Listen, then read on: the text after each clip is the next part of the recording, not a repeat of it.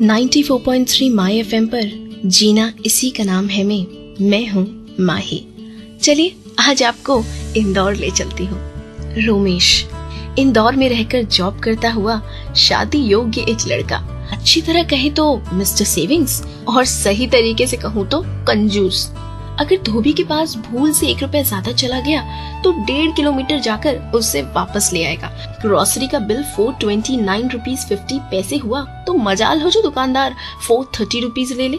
उसके घर के बाजू में एक जेरोक्स वाला है, हमेशा 1 रुपया छुट्टा देने की बजाय चॉकलेट देता है। रोमेश बहुत चिढ़ता है उस पर। एक बार 5 चॉकलेट इकट्ठी की और उसे देकर जेरोक्स करवाई, तब संतोष हुआ जाकर उसे। Romesh mister savings.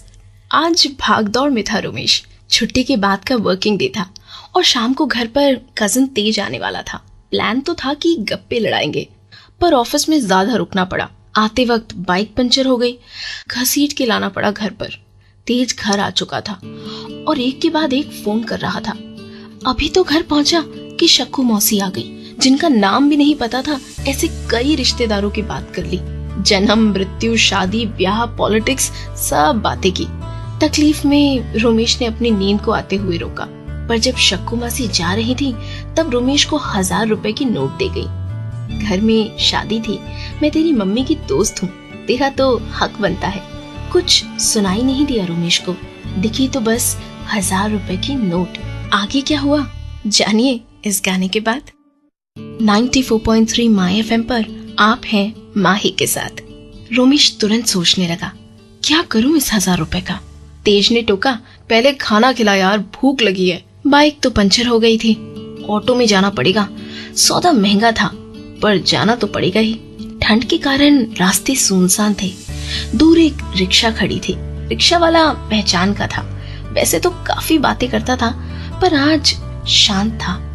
रिक्शा चल पड़ी और पराठा हाउस के पास काफी भीड़ थी।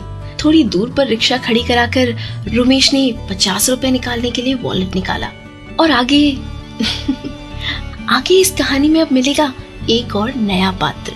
मिलेंगे उससे इस गाने के बाद। 94.3 माई एफएम पर मैं हूँ माही। आज की स्टोरी का दूसरा पात्र रघु। आंखें जल रही थी सुबह से। वैसे तो 2 रात से सो नहीं पा रहा था। उसका 5 साल का बच्चा बीमार जो था, सांस लेने में तकलीफ हो रही थी। बुखार भी बहुत तेज था। बीवी घबराई हुई थी और वो भी तो छोटा सा घर था किराए का। वो खुद, बीवी और बच्चा। डॉक्टर ने रिपोर्ट्स और दवाई लेने को कहा था और घर में 1 पैसा भी नहीं बचा था। पिछले 2 दिनों से छुट्टी थी और बाहर भी नहीं निकल पाया था। उसने बीवी से पूछा, तुम्हारे पास कुछ पैसे पड़े हैं? बीवी ने पूरा घर छान मारा तो सिर्फ 20 रुपए मिले। उनकी शादी में गहने भी गिरवी रख दिए थे, इसलिए और कोई रास्ता ही नहीं दिख रहा था। घर से बाहर निकल गया, शायद दोस्तों से कुछ मिल जाए। क्या रघु को मिले उसके दोस्तों की मदद? जानिए कुछ देर में। 94.3 माई एफएम पर आप हैं माही के साथ। रघु को दोस्तों से भी कोई मदद नहीं मिली। भला किसके पास होंगे 800-900 रुपए? हर रोज कमाना और हर रोज खाना, इतने पैसे जुड़ ही कहाँ पाते हैं। बच्चे को अभी भी बुखार था। पड़ोसन कुछ देसी दवाई दे गई थी, बीवी ने वो पिलाई थी और खुद के खाने के लिए तो कुछ था ही नहीं। शाम हुई, बीवी ने मंदिर में दिया जलाया। हाथ खुद ब खुद जुड़ गए और भगवान के आगे सर भी झुक गया। कभी कुछ नहीं मांगा था, घर की जिम्मेदारी आ पड़ी थी तब भी नहीं, अच्छी डिग्री के बावजूद नौकरी न मिली तब भी नहीं, अपना घर छोड़कर किराए का घर लेना पड़ा तब भी नहीं। पर आज फूट फूट के रो पड़ा रघु। बीवी ने समझाया, बाहर हो आओ कुछ देर के लिए। उसने अपनी रिक्शा निकाली और चल दिया। 1 घंटा हुआ होगा उन 2 पैसेंजर्स को पराठा हाउस के पास छोड़े हुए। भगवान भी कमाल की टाइमिंग्स और कोइंसिडेंस करता है ना। पराठा हाउस से निकलकर रोमेश और तेज चले मूवी देखने। टिकट के लिए जैसे ही रोमेश ने वॉलेट में 1000 की नोट ढूंढी, उसे मिली ही नहीं। पराठा हाउस में तो 100 के 2 नोट दिए थे। इसका मतलब रिक्शा वाले को 50 की जगह 1000 रुपए दे दिए। आगे तो फिल्म भी बेकार और ऊपर से पैसे भी चले गए। रोमेश का जी मचलने लगा। तेज ने समझाया भी, तेरे पैसे थोड़ी थे, मान ले रिक्शे वाले के नसीब में होंगे।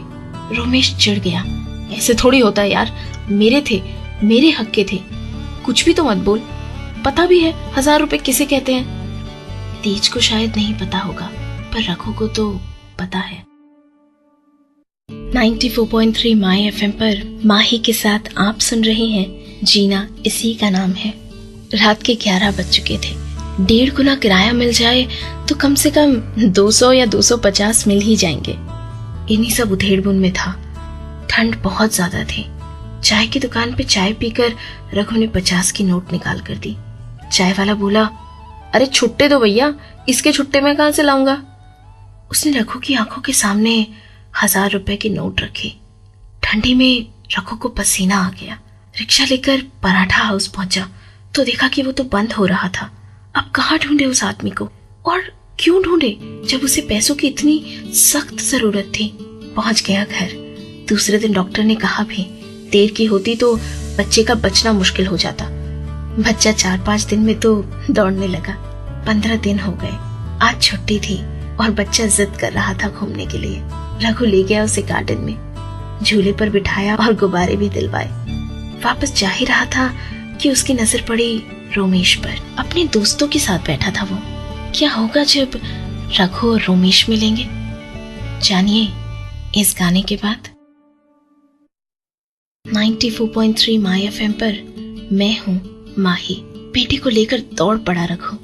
उसने और उसके कहने पर बच्चे ने रोमेश के पांव पकड़ लिए। कुछ बोल ही नहीं पाया रघु तो। उसकी आंखें भर आई थी और इससे पहले कि रोमेश कुछ समझ पाता, रघु बोल पड़ा, आपके पैसों से ही मेरे बच्चे की जान बच पाई है। रोमेश को तो जैसे भगवान का स्थान दे दिया रघु ने।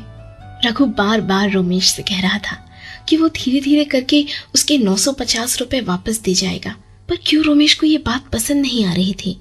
क्यों उसे पसंद नहीं आया जब रघु ने ये कहा कि पूरी जिंदगी उसे फ्री में रिक्शा में बिठाना चाहता है, क्योंकि रोमेश शायद पूरी बात समझ चुका था। तभी तो उसने रघु से कहा कि शायद वो पैसे मेरे लिए थे ही नहीं। एक एक पैसे का हिसाब रखने वाला रोमेश शायद फाइनली आज समझ ही गया था कि पैसे की किस्मत नहीं, मूल्य होता है। शायद पहली बार उसने देखा था कि पैसे से कभी कभी मन की शांति भी मिलती है। अगर आपकी भी है ऐसी कोई कहानी तो मुझसे शेयर करें। मेरी ईमेल आईडी है kahani kahani@myfmindia.net।